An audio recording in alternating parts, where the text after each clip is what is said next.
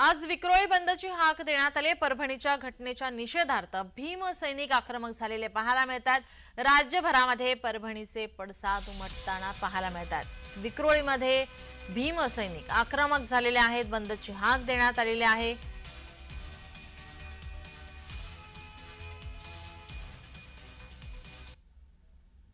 आपले प्रतिनिधी चेतन किर्दत आपल्या सोबत जोडलेले आहेत। चेतन, विक्रोळीमध्ये बंदची हाक देण्यात आली, भीमसैनिक आक्रमक झालेले आहेत, काय अधिकची माहिती, काय तिथला आता सध्याची काय घडामोड आहे? नीलम, परभणी प्रकरणावर निषेध करण्यासाठी आज खरं तर विक्रोळी बंदची हाक देण्यात आलेली आहे। काही पुरोगामी विचार मंचाचे पदाधिकारी या ठिकाणी दाखल झालेले आहेत आणि एक मोठा बॅनर जो आहे तो घेऊन या ठिकाणी दाखल झालेले आहेत।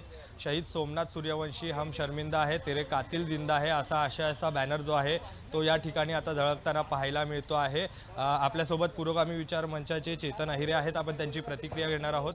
सर, जी घटना घडलेली आहे यामध्ये एक आंबेडकरवादी तरुणाचा मृत्यू झालेला आहे। काल संपूर्ण महाराष्ट्र बंदची हाक देण्यात आलेली, आज तुम्ही विक्रोळी बंदची हाक दिलेली आहे, काय प्रतिक्रिया? विषय असा आहे की काल जेव्हा त्यांचा पोस्टमॉर्टमचा रिपोर्ट आला, ज्युडिशियल मॅजिस्ट्रेटने ती रिक्वेस्ट केली, त्याच्यानंतर तिथले जे SDM आहेत त्यांनी ती घेऊन गेले आणि त्याच्यामध्ये जे कॉज ऑफ डेथ दिलेला आहे ती खरंच निंदनीय आहे। त्याचा शॉकिंगमुळे मृत्यू झालेला आहे, त्याला मारहाण झालेली आहे। आम्ही पुरोगामी विचार मंचाच्या माध्यमातून विक्रोळीतल्या तमाम आंबेडकरी, फुलेशाह आंबेडकरी चळवळीतले कार्यकर्ते आहोत। जोपर्यंत ठोस आमच्याकडे काही माहिती नव्हती तोपर्यंत आम्ही काल सगळ्यांना शांततेचं आवाहन केलं आणि आज आम्ही आमचं शांततेमध्येच आमचा जो निषेध आहे मी नोंदवत आहोत। नेमका प्रतिसाद कसा मिळतोय? आपल्याला संपूर्ण दुकानं टागोर नगरमधली बंद दिसत आहेत, इतर विक्रोळीतल्या भागातली परिस्थिती काय? सर, एक 35 वर्षाचा युवक आपल्यामधून गेलेला आहे, तो या देशाचा नागरिक आहे, तो एक लॉचा स्टुडंटसुद्धा आहे। अजून परभणीतून आम्हाला मेसेज येणं हे आहे। जेव्हा ही काल संध्याकाळी जेव्हा ही घटना आम्ही आपल्या विक्रोळीतील व्यापारी संघटनेला सांगितली, त्याचबरोबर आम्ही रिक्षा चालक मालक संघटनेला सांगितली, त्यांच्यामध्ये सुद्धा या गोष्टीचं कुठेतरी खंत होतं।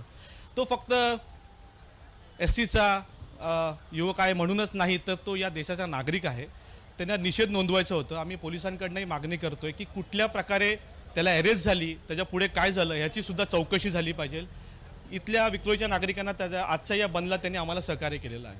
नक्कीच आपण जर पाहिलं नीलम तर या बंदला संपूर्ण विक्रोळीकरांचं सहकार्य असल्याचं त्यांचं मत आहे। त्यासोबत या प्रकरणात सखोल चौकशी होण्याची गरज आहे असं मागणी देखील आता त्यांनी केलेली आहे। नीलम, जी धन्यवाद चेतन, आपण दिलेल्या या सविस्तर माहितीसाठी।